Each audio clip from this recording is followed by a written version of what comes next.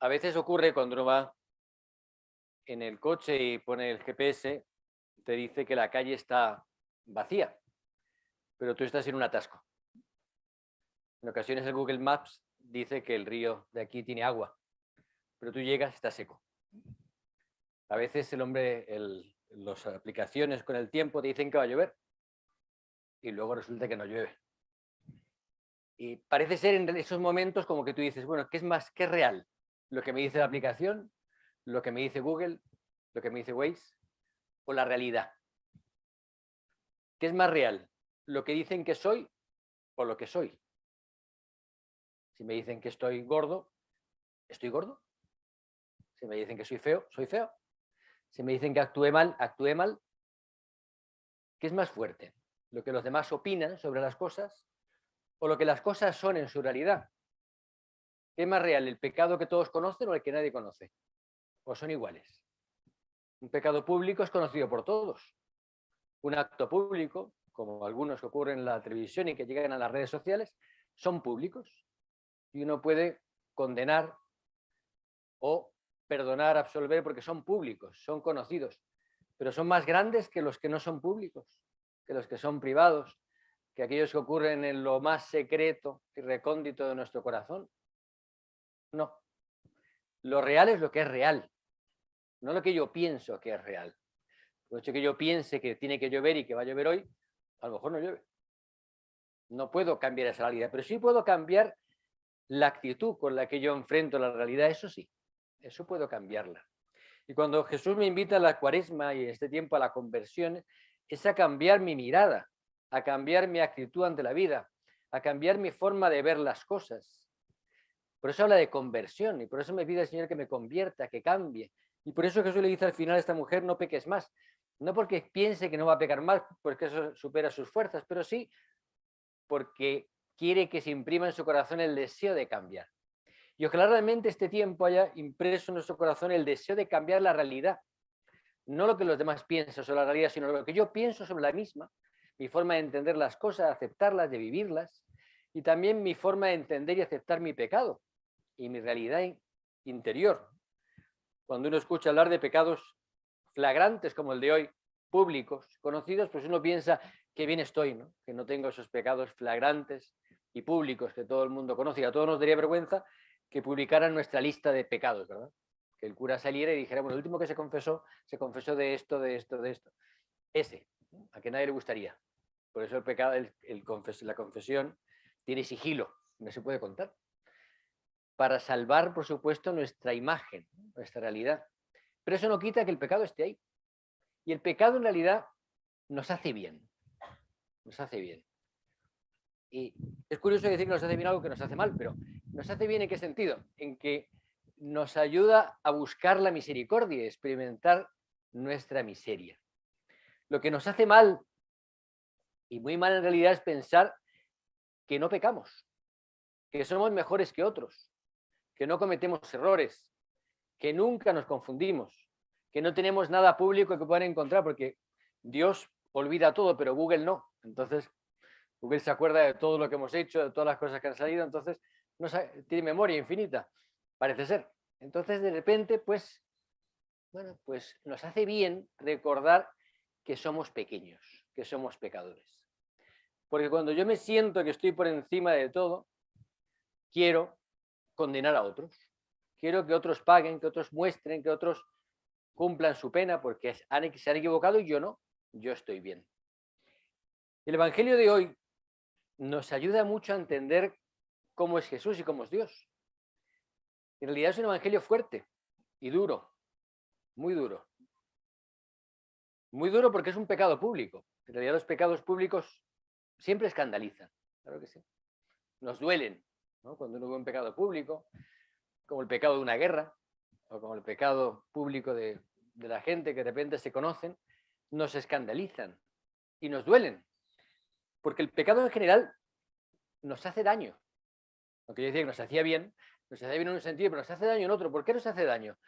Porque nos aleja de Dios, porque nos hace sentirnos indignos, porque nos hace más egoístas y autorreferentes, porque nos hace pensar solo en mi problema, en mi dolor, en mi situación, porque nos hace vivir hacia adentro y no buscando hacia afuera.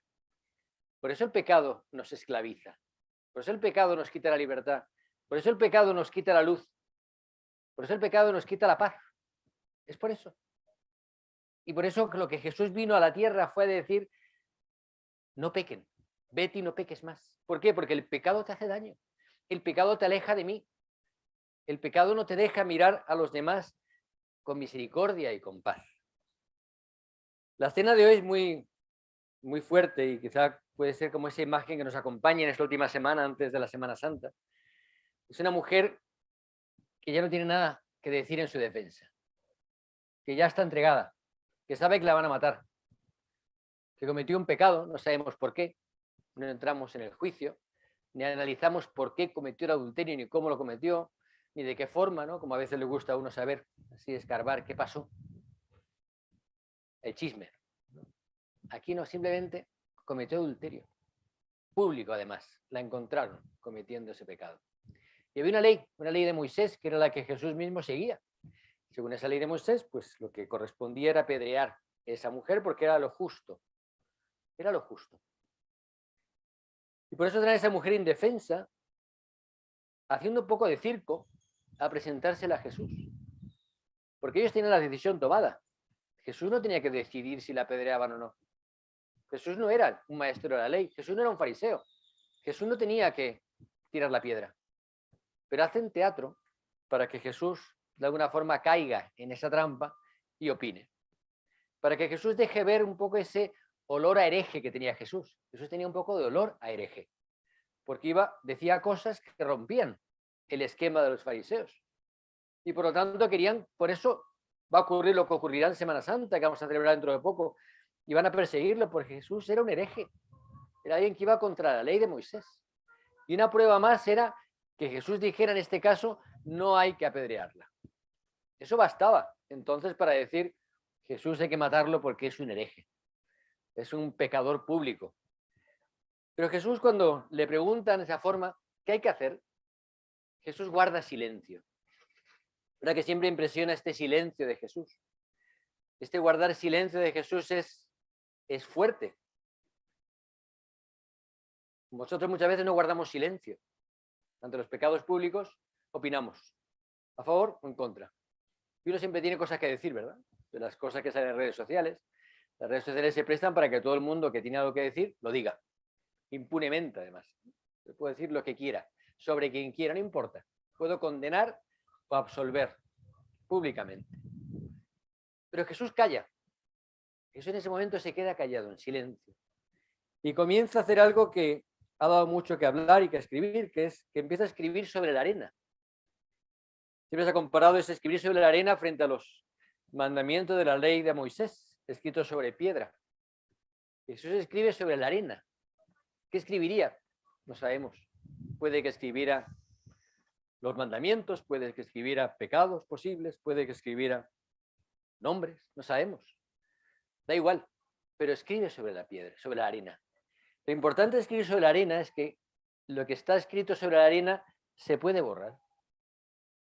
Puede desaparecer. Lo que uno escribe en la arena de una playa desaparece con el agua. Lo que uno escribe en la arena aquí se pisa y desaparece. Lo que escribe en la piedra ya queda para siempre. Nuestros pecados están escritos en arena, no en piedra. Y eso nos da paz. Pues sabemos que Jesús en cualquier momento va a pasar la mano y va a borrarlo. No para decirme que nunca pequé, sino para decirme, yo te perdono, yo te absuelvo, yo no te condeno. Tú te condenas. En realidad uno se condena muchas más veces que Dios. Nos condenamos a nosotros mismos. Incluso decimos, yo me acuso de... Claro, me condené. Yo ya me condené. Y solo espero entonces la misericordia infinita, pero me cuesta creer en la misericordia infinita. Nos cuesta creer.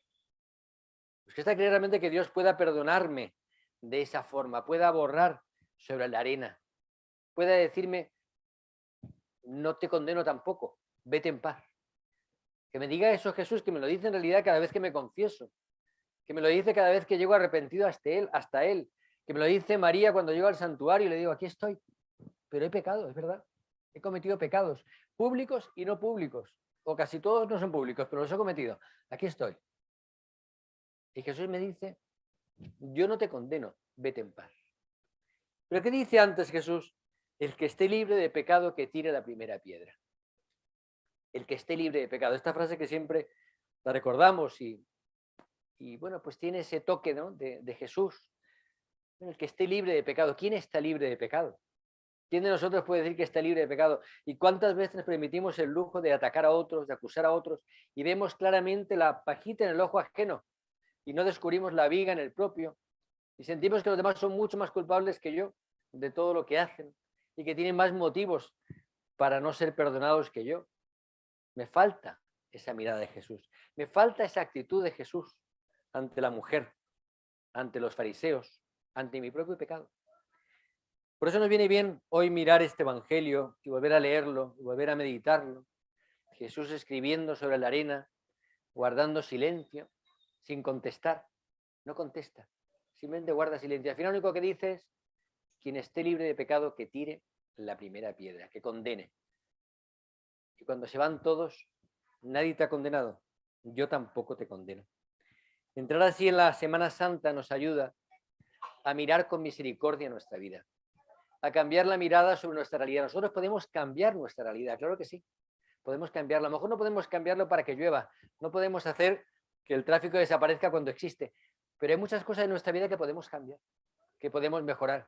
Hay muchas actitudes en las que podemos crecer, hay muchos comportamientos que pueden cambiar. No estoy condenado a repetir siempre las mismas cosas. No estoy condenado, ni esta mujer estaba condenada tampoco, a repetir adulterio. No estoy condenado a cometer mis mismos pecados una y otra vez. Va a depender gran parte de mi actitud ante la vida y ante las cosas. Yo puedo cambiar la realidad con mi actitud. Yo puedo cambiar las cosas con mi mirada. Yo puedo sembrar paz a mi alrededor o puedo sembrar guerra. De mí va a depender. Yo puedo mostrar la misericordia a otros con mi actitud, o también puedo hacer lo contrario con mi condena. Si yo continuamente voy con la condena y voy con la ley condenando a los demás, no está demostrando la misericordia de Dios. Pero Jesús es claro, Él no viene a decir que todo vale. Lo que le dice al final es: no peques más. Lo que le dice Jesús y nos dice a nosotros es: no peques más. Cambia las actitudes, cambia tu corazón, pero también acepta las cosas que no puedas cambiar. Vas a pedir al Señor hoy que nos cambie la mirada, que nos mire, que nos toque, que nos enseñe a cambiar por dentro. La conversión es un milagro de Dios en nuestras vidas. Vamos a pedirle a Él que lo provoque, que lo lleve a cabo. Nos queda todavía esta semana para vivir previa a la Semana Santa. Nos queda estos días para mirar a Dios y entregar nuestro corazón, para confesarnos, para entregarle lo que somos. Nos queda la Semana Santa para acompañar a Jesús cada día y acompañarle en su dolor. Que el dolor más grande de Jesús no fue el de los clavos, el dolor más grande de Jesús fue el del rechazo, de tanto amor. Él lo único que hizo fue amar y lo único que recibió fue odio. Por eso vamos a pedir al Señor que podamos acompañarlo, que podamos darle amor, que podamos darle nuestra presencia, nuestra compañía, nuestra debilidad, nuestro pecado. Pero para que Él nos mire hoy como a esta mujer y nos diga: yo tampoco te condeno, vete y no peques más, vete en paz y no peques más. Vamos a pedírselo hoy y que su mirada hoy nos acompañe en estos días, en esta Semana Santa, y nos ayude a vivir después con Él la resurrección.